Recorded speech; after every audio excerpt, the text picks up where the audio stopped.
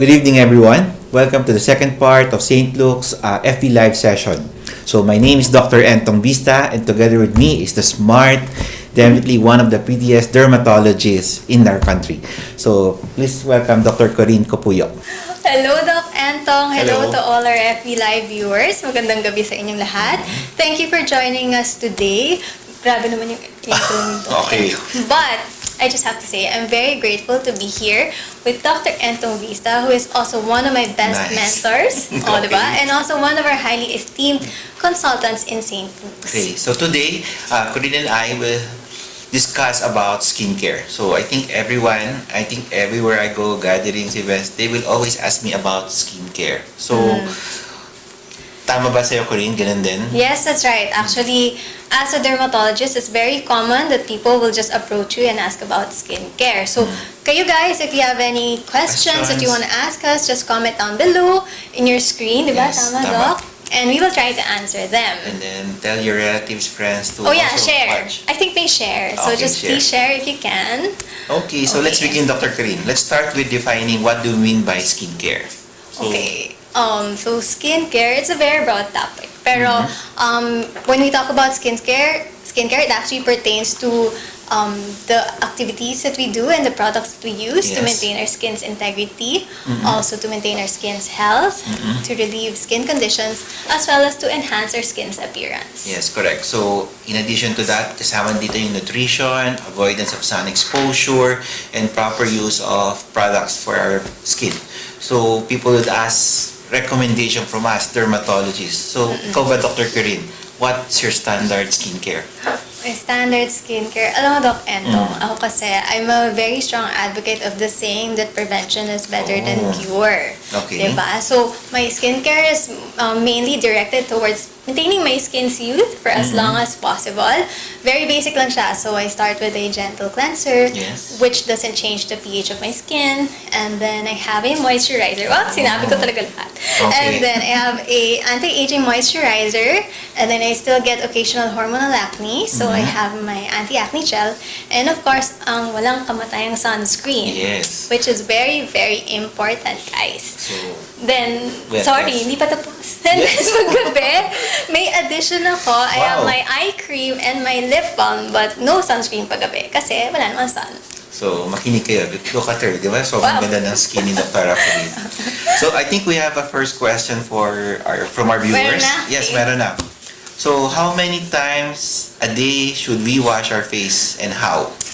Perfect question. Dapat Okay. ganito kadali na yung Okay, questions na. sige. So, how many times a day should we wash our skin? The answer is 2 times a day. Of course, you can add rin if, for example, you engage in very sweaty activity, you can add one more. Okay. But the ideal is 2 times, okay? And then how? First, as I've mentioned, you use a gentle cleanser using lukewarm water. So, Alright. not too hot kasi that can irritate your skin. And then you just use your hands and then you gently lather in the cleanser Parang using ganito lang? yes, Okay. circular motions. Alright. Ganito mga And then, viewers. and then after you feel like you've covered the entire skin area, you can rinse it thoroughly and then gently pat dry with a towel. Diba? Okay, correct. Tama. So, now let's proceed to the second question. Hi, doctors. Ang dami kong binibiling skin products abroad. How do I apply them and how do I know they are good for my skin? Wow, okay. Pengi naman. Dami daw niyang products. So, let's say marami kang products. Well, if you're pertaining to lotions, creams, moisturizer, di ba, the proper time to apply them, Doc Entong, would be when your skin is damp. Yes. Pag bagong wash lang. Kasi tama. mas ma-absorb agad yung products, right? And then, how do you know if the product is good for you?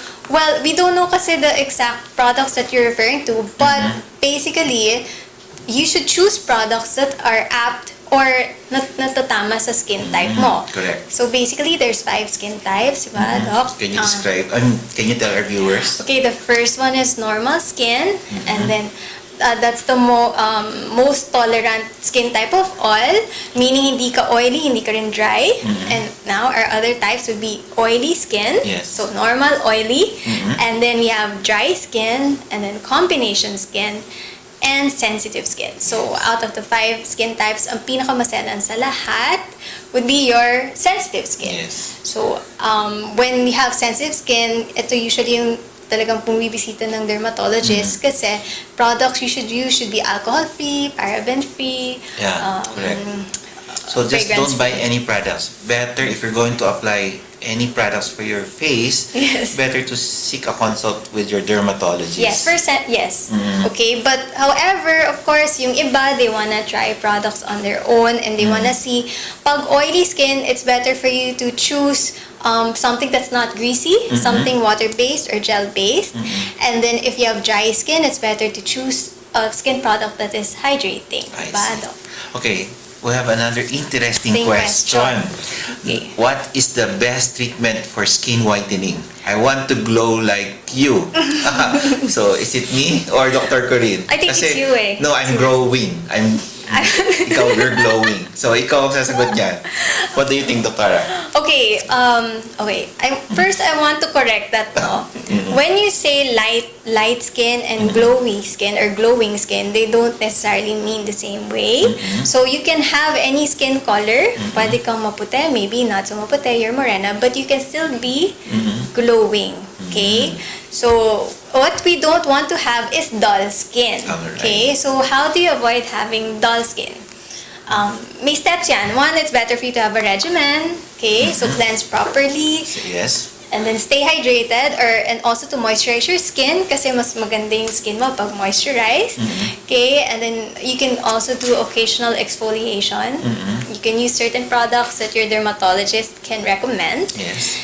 And you can also go to your derma and actually do some procedures Yes, that correct. will help you have good skin turnover and good skin surface, and Yes. that will in the end give you glowing skin and also proper diet. All right. Corinne, so we have another question. What's the best diet for beautiful skin? Or ano po ang dapat kainin para gumanda ang balat? Thank you po. Sige. Okay. Actually, for best diet for beautiful skin, it starts with water. So you always have to hydrate yourself, okay? Because your skin needs water. You have to drink at least 6 to 8 glasses a day. And then for the diet, a balanced diet is good, but foods that you can concentrate on taking would be fresh fruits and vegetables kasi it's very high Rich in with antioxidants, diba? antioxidants and vitamins and minerals.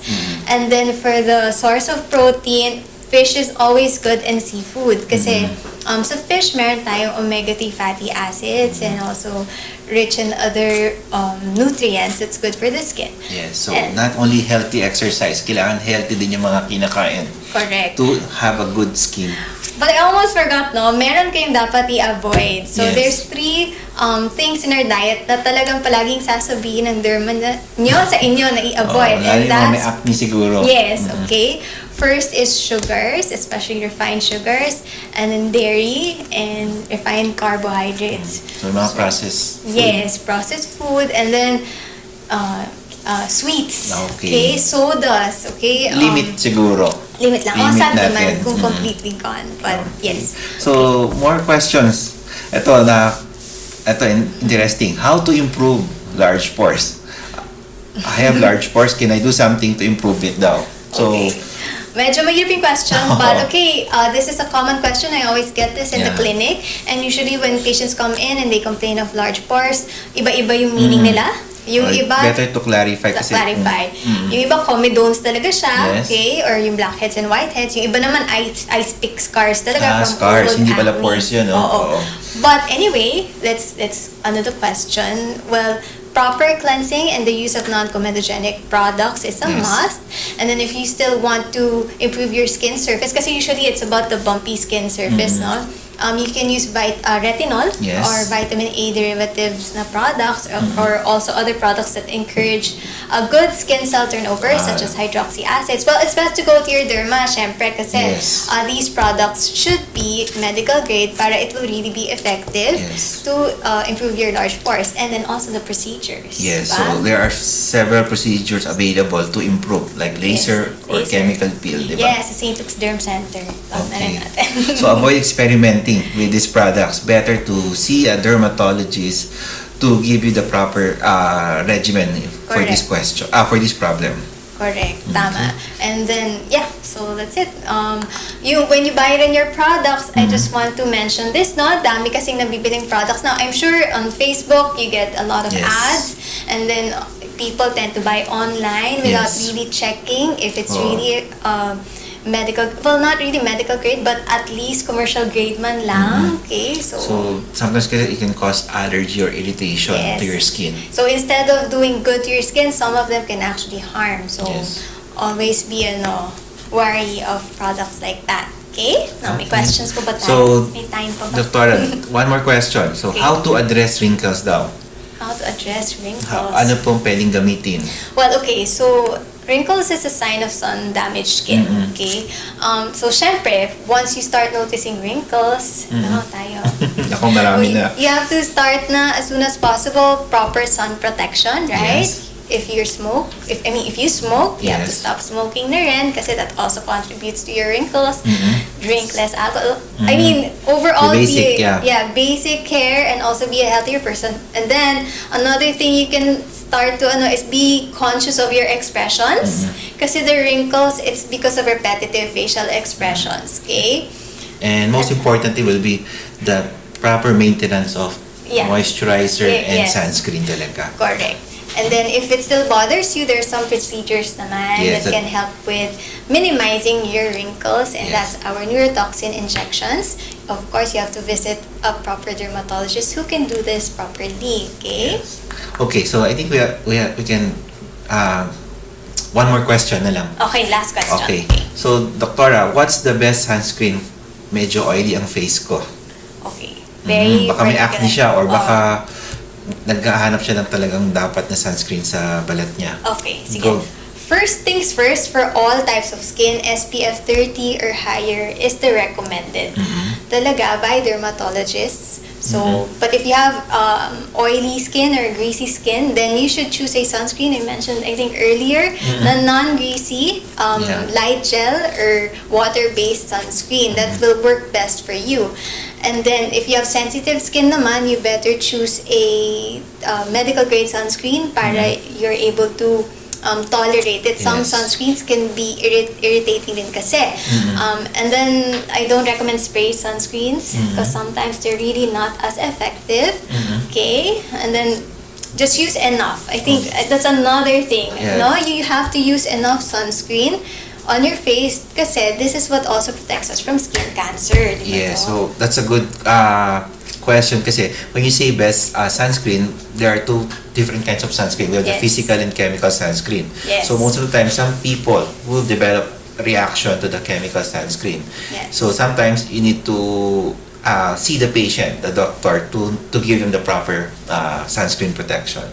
And yes, as you mentioned, sunscreen will help us protect us from premature aging and skin development of skin cancer. okay, so Diba? which is the next topic after our session. So perfect pala yung last question Yes. natin, Doc. Diba? Okay, so ano pa? So thank you. Thank you Okay. for watching us. Again, I'm Dr. Corinne Capuyo. And I'm Dr. Entong Vista. Thank you for watching. And stay tuned. We have another topic about skin cancer. Yes.